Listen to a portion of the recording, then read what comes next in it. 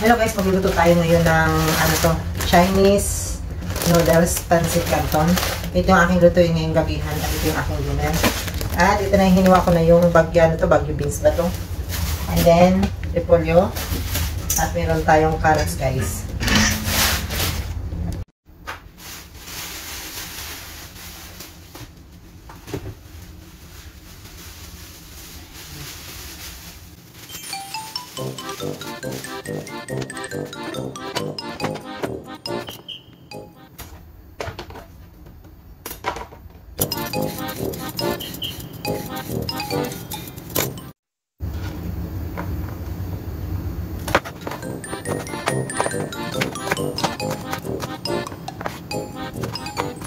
Meron din tayo guys ito. Ano ba ito? Itong puso ng manok to. Ayan. Mga puso ng manok yung binili ko kahapon. Ayan yung ating ihalo natin sa pansit guys. Ayan yung ating lulutuin na pansit guys. Andan yung mga panghalo niya.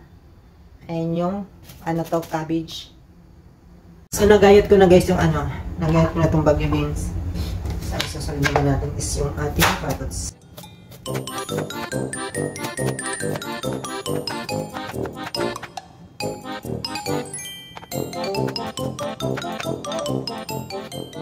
And then, yung isusunod natin guys na iwan is yung ating repolyo.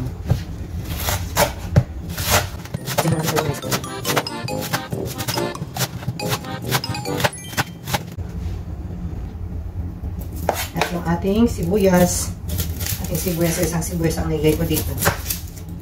Yan, so, balatan muna natin siya. And then yung ating bawang.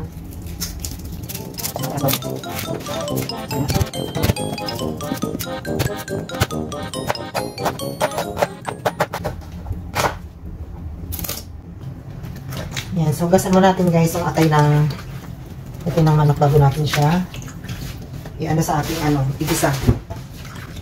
Kasi medyo frozen pa siya. Simulan muna natin.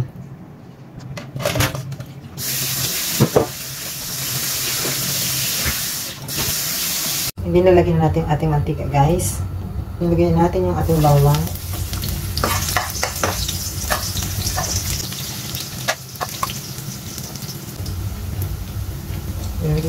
Lagyan natin yung sibuyas. Yung atay guys. Yung panglawak. Ayan na.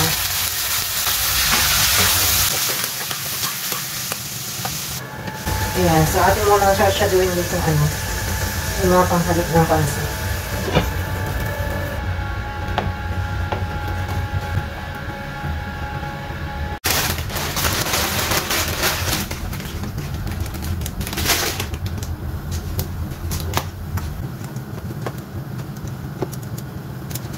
Ayan, ito na guys ang ating pansit.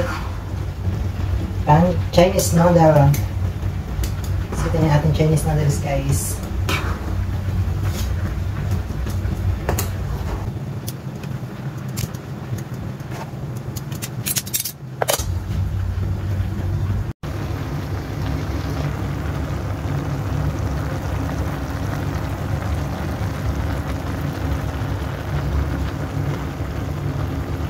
Ito na yung aking lutong Chinese noodles pancit canton. So, ayan na siya.